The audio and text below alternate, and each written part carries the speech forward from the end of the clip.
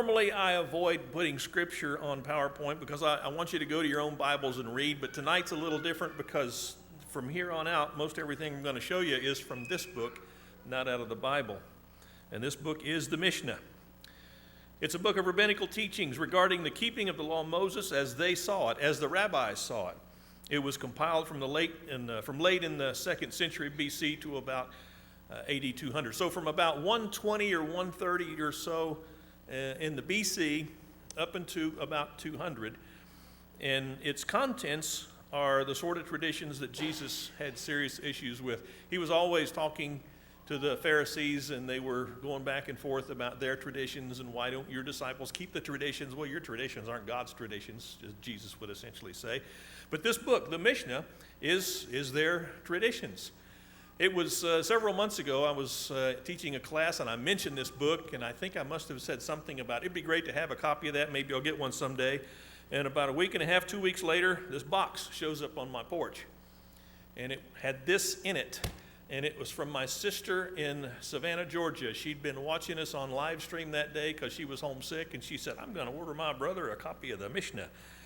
So this lesson is for you, Polly Thomas, wherever you are in the world tonight.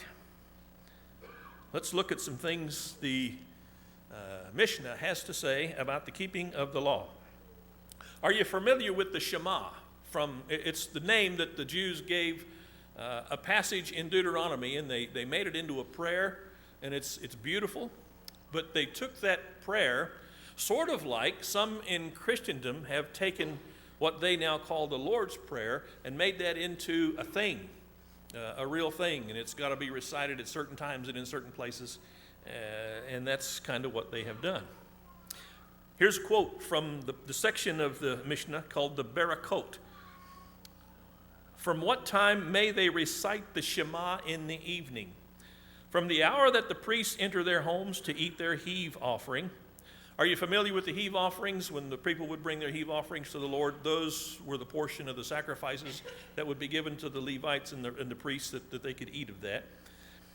That was when they went in to their homes to eat their heave offering, then you could begin to say the Shema in the evening.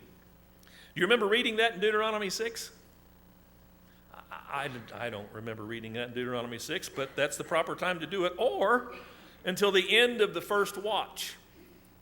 Jewish night was divided into 4 watches, and when you got to the end of the first watch, that was the limit of the time when you could say the Shema. Now that's according to Rabbi Eliezer, or up until midnight. If you're one of those bird owls, night owls, yeah, that's what it is. Something to do with night and a bird.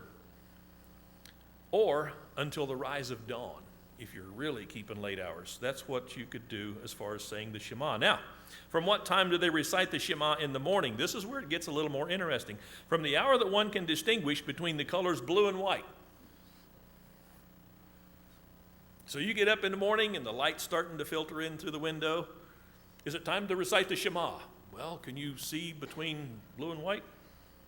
No, then it's not yet time. However, Rabbi Eliezer says you got to be able to distinguish between blue and green. Okay? You writing this down? And you've got to complete it before sunrise. Now, I'm not sure how familiar you are with it, but it begins to be light about 20 minutes before the sun actually comes up above the horizon. So you've got that amount of space in there that the rabbis say you got to get your Shema in that period of time. But you've got to be able to distinguish either between blue and white or blue and green, depending on which school of thought you belong to. I think the liberals are the blue and green guys, and the conservatives are the blue and white.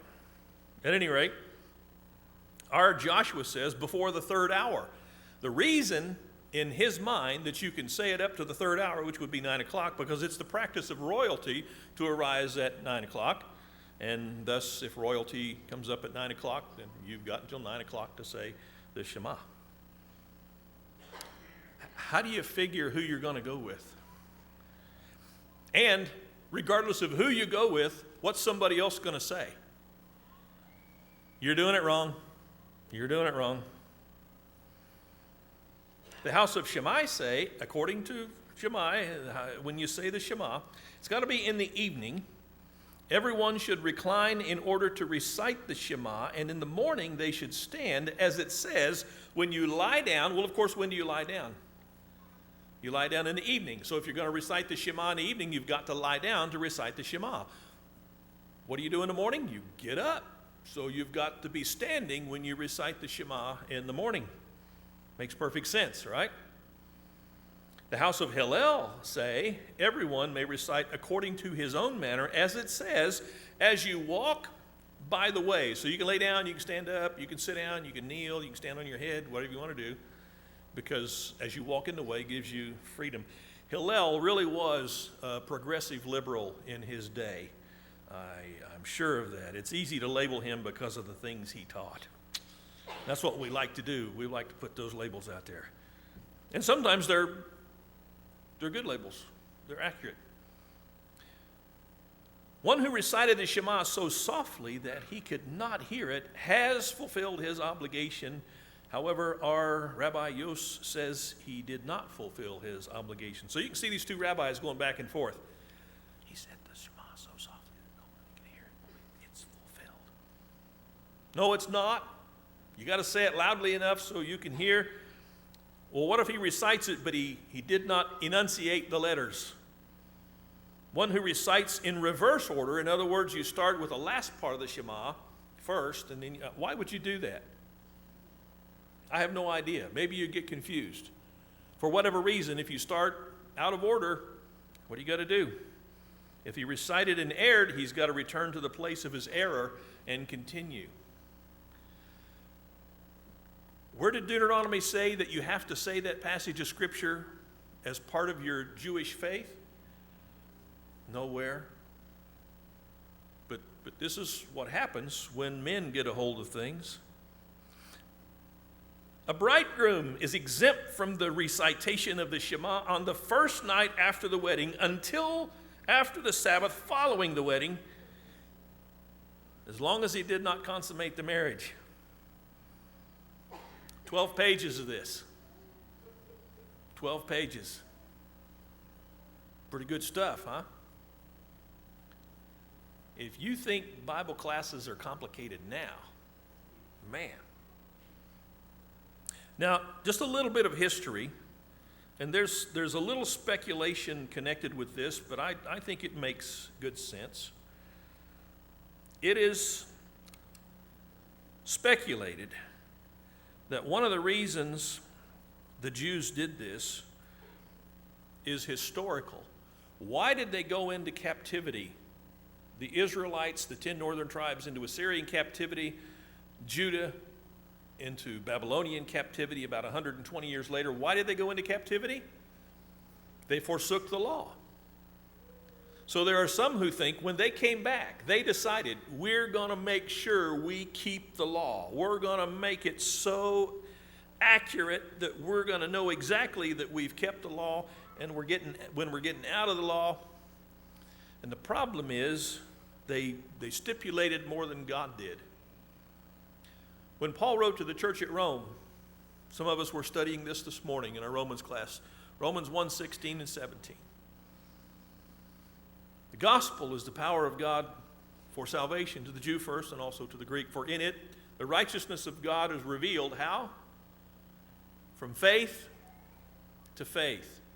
Salvation has always been a matter of faith. But what these guys have done, bless their heart, is they've made salvation a matter of law in nearly every detailed respect. So there's a little bit of background on why the Mishnah may exist. Sabbath requirements. You know that on the Sabbath you weren't supposed to work. You weren't supposed to bear burdens. So here's from Shabbat on Sabbath requirements. 1:1. A, acts of transporting objects from one domain to another which violate the Sabbath.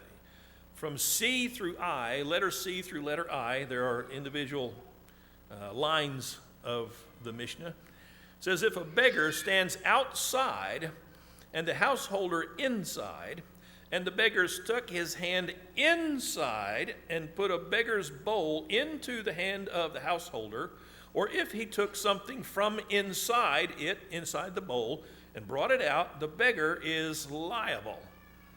The householder is exempt. So picture this, it's the Sabbath, and the beggar is out in the street. Of course, he's only going to go the Sabbath day's journey, no farther than that. But he knocks on your door. Oh, it's a beggar. What can we do? Don't you put your bowl over that threshold. You see the stipulation? If the beggar, J through L, if the beggar stuck his hand inside and the householder took something from it, or if the householder put something in his hand and the beggar removed it, both are exempt. How late do you have to stay up at night to figure things like this out? I mean, seriously, I don't mean to mock or make fun, because you want to keep the Sabbath, right? But is this what God had in mind? If the householder put his hand outside and the beggar took something from it, or if the beggar put something into it and the householder brought it back inside, both of them are exempt. Whew, man, what a relief that is. To know that you're exempt if that's the stipulation you had. You don't have to write this down. I'll loan you the Mishnah if you want, and you can read it yourself. It's fascinating reading. You can see the size of that thing. I meant to count the number of pages so that everybody would know.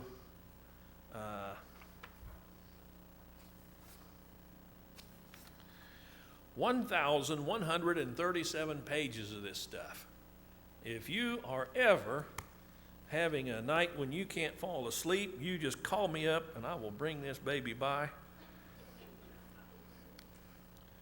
Sabbath stipulations continued.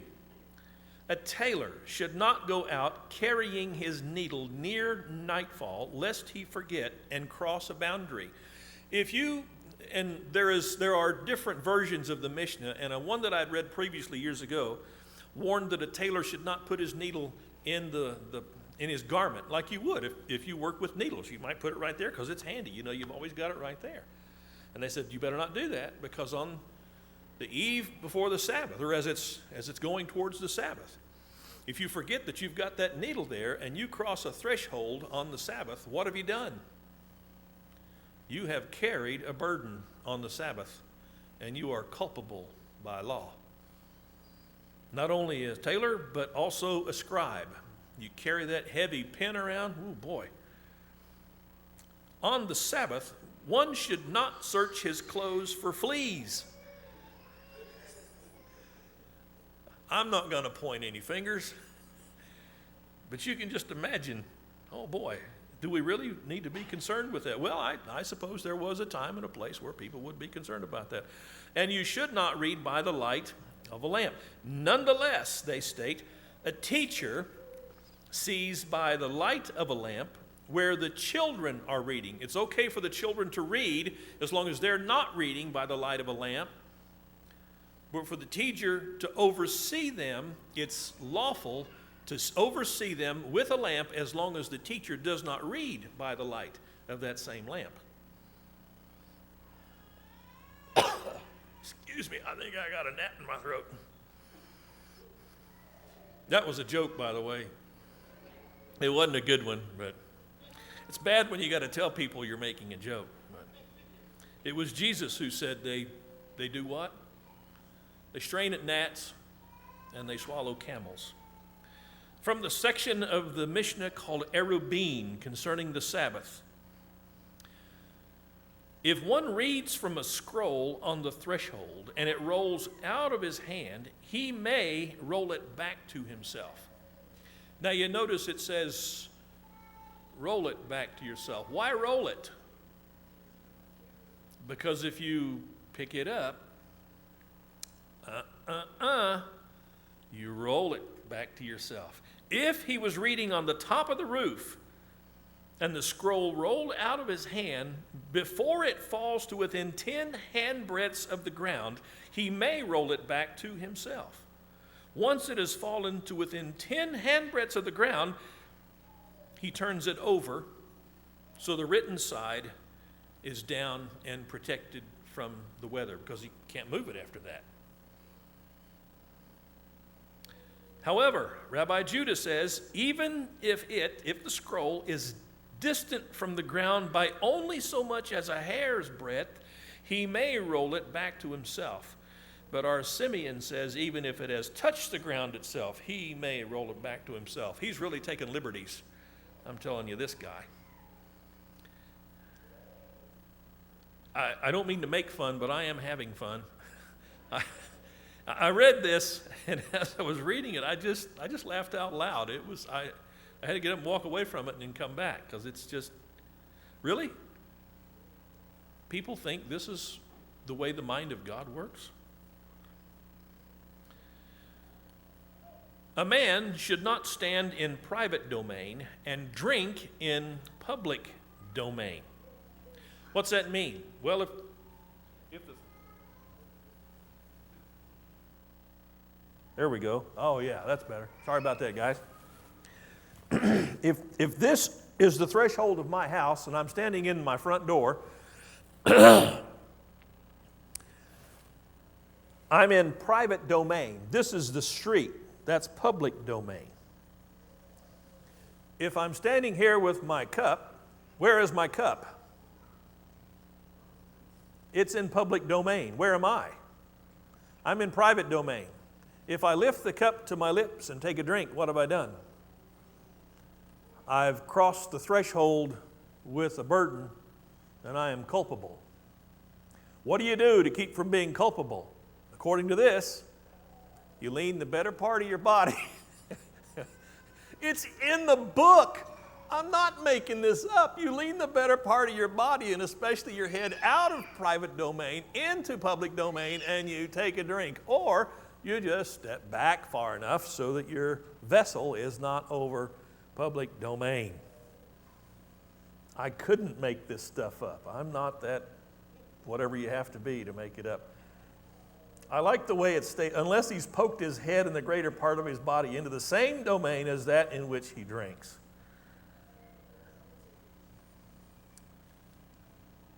Levirate marriage. Are you familiar with levirate marriage? Now this is a biblical concept. God had Moses write it in Deuteronomy chapter 25. And this is where if you were married but you had no children, you're a man, and you die, your brother is supposed to marry your widow and raise up children with her in your name so that your name can continue. That's the Levirate law. That's the Levirate law of marriage. Do you remember several of the Pharisees approached Jesus, or Sadducees, I think it was, because of the question about resurrection. Yes. And they put the question to Jesus. Oh, hey, a guy, he died and his brother married his widow, but that second guy died too. And so a third guy married her, but he died before he could have any children. And I think it was 5 guys, 7, okay, yeah. It probably would have been good for me to read the Bible a little bit as I was reading the Mishnah. But I knew you'd be familiar with this story. And so their question was, aha, who's going to be her husband in the resurrection? And of course, Jesus said, you guys don't know the Word, and you don't know the power of God, because we're not married in the resurrection. But this is what they were referring to, this Levirate law of marriage. And according to this law, if you refused to take your brother's widow on in your family, then she was to come to you, if she so desired. It wasn't a requirement, but she could come to you, remove one of your sandals, spit in your face, and there was a pronouncement that she made according to the law about you not being willing to rise up children to your brother. And if you look in the book of Ruth, you can see how this was practiced. And it wasn't a kind of in-your-face thing. It wasn't confrontational.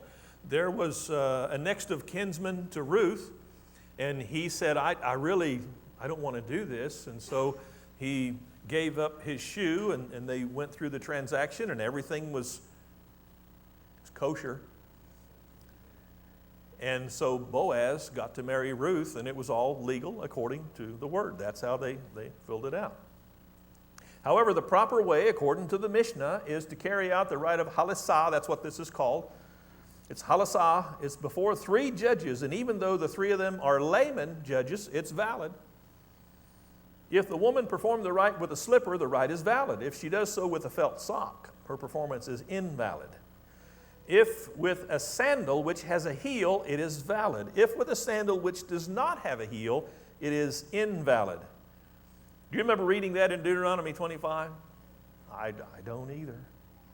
That's not all. If the straps of the sandal were fastened below the knee, her performance is valid. If the straps of the sandal were fastened above the knee, because you know that guy's making some kind of a fashion statement right there, it is invalid. A little farther down, because there's a lot of this stuff, if she uses the left shoe, their performance is invalid. Now, I had to check that. I thought, I didn't think it specified which shoe, so I went back and I read Deuteronomy. Sure enough, there's no stipulation as far as to which shoe was supposed to be used.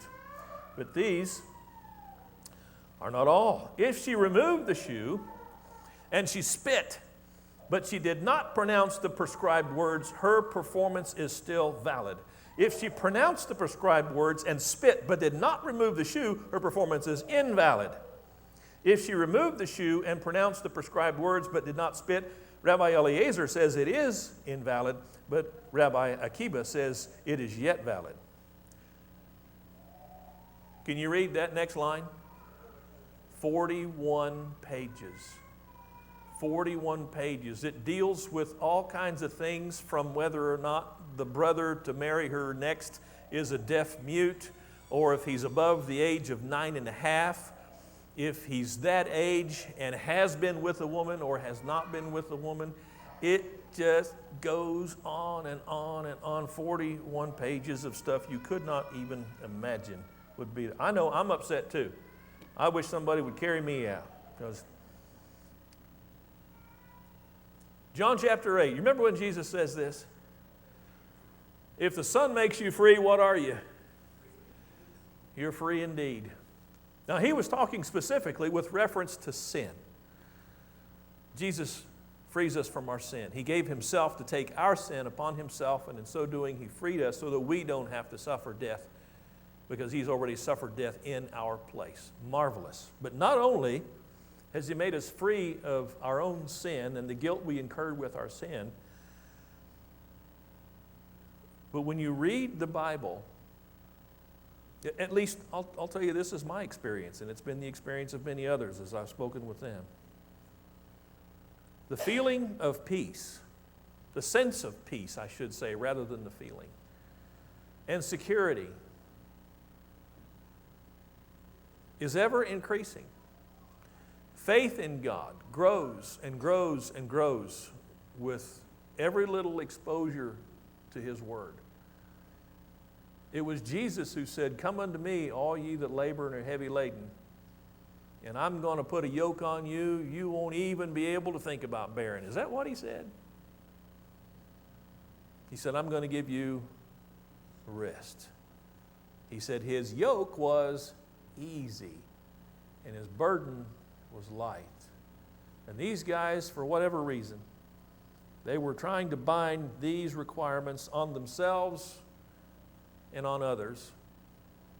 And Jesus even said, you're not really even binding them on yourself. Because so many of these things, Jesus said, they wouldn't even try to move with their fingers. Hence the lesson's title tonight, Finger Lifting Good. I read through this and I laughed, but it's kind of tragic laughter when you think about it, that this is what religion has come to for some, when there's so much more to be enjoyed just being a Christian. And the song came to me. I hadn't sung it in probably decades. How many of you know it? Isn't it grand to be a Christian? Isn't it grand? Isn't it grand to be a Christian? Isn't it grand? All day, Monday, Tuesday, Wednesday, all day, Thursday, Friday, Saturday, all day, Saturday, Sunday, or something like that. I can't even remember, but I remember it's grand to be a Christian. And Jesus is what makes it that way. I thought about how difficult it would be in some cases just to try to keep the law. But what did Paul say about the law? Paul wrote to the churches of Galatia, the law was a tutor or a schoolmaster to bring us to Christ. And once we've got faith in Christ, we're free from the law. Because if you've been buried with Christ in baptism, what have you done?